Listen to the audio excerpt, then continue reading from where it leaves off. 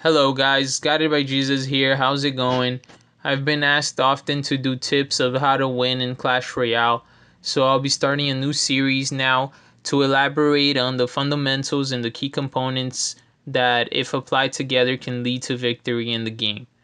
So today we're going to talk about the most basic and important component, which is to understand the rules of the game. So as most of you guys know, there is a time limit of 3 minutes, and the player with the most crowns at the end of these 3 minutes wins. If after the 3 minutes are up, both players are tied, then sudden death begins, which lasts an additional 60 seconds. The first player to obtain a crown or destroy the king's tower during sudden death wins the game. If at the end of the sudden death both players are still tied, the match will result in a draw. With this being said, there are 3 types of victories. There is a 1 crown victory, a 2 crowns victory, a 3 crowns victory. And the way you can obtain crowns is by destroying the opponent's towers. The king's tower, which is the one in the middle, awards 3 crowns. This is because when you destroy the king's tower, all of the opponent's towers are destroyed. The other 2 towers award 1 crown each. On the higher arenas, most games are won by 1 or 2 crown victories, as the chances of having very competitive games are more likely to occur in the higher arenas. So knowing these rules now allows us to go more in depth when it comes to strategies and decision making. On every match, you will have to make the decision as to which victory you are going to obtain. If the time is almost up and you have a 1 crown lead, maybe deciding to defend instead of pushing for another crown would be the best thing to do. This is where decision making comes into play. If you know you have the upper hand and your opponent won't be able to stop your push for another tower, then you should do so.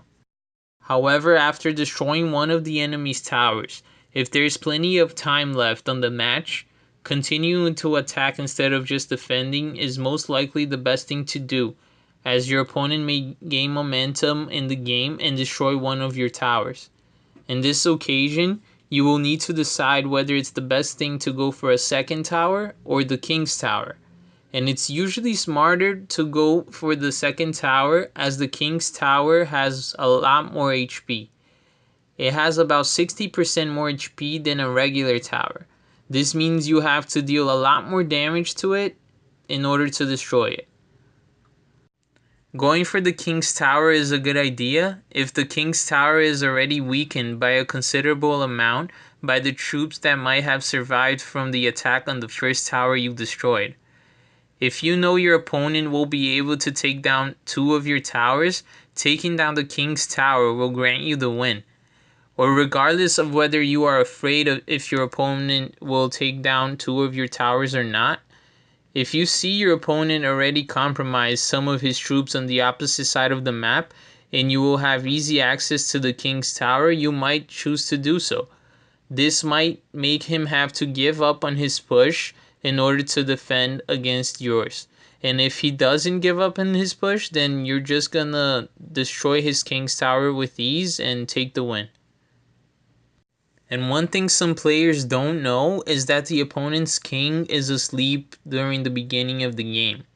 He wakes up when you deal damage to his tower or when you destroy one of your enemy's towers.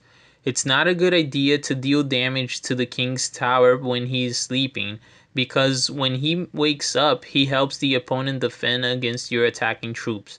And this makes it much harder for you to destroy your opponent's tower.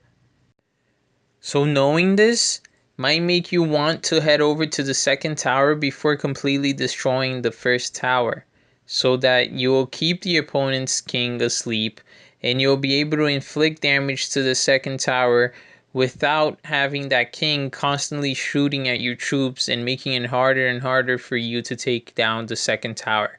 However, be very careful, because if the time runs out and you're not able to take your opponent's first tower, you might just lose the game if he takes out one of your towers first. I hope you guys enjoyed part 1 of how to win in Clash Royale. Keep in mind that this was just the first video talking about the very basics, understanding the rules of the game. Stay tuned, because as we go along, you will learn all the fundamentals needed to become a Clash Royale pro. Thank you guys so much for watching. If you like this video, don't forget to give it a thumbs up. Please share your comments down below and go ahead and subscribe for more Clash Royale content.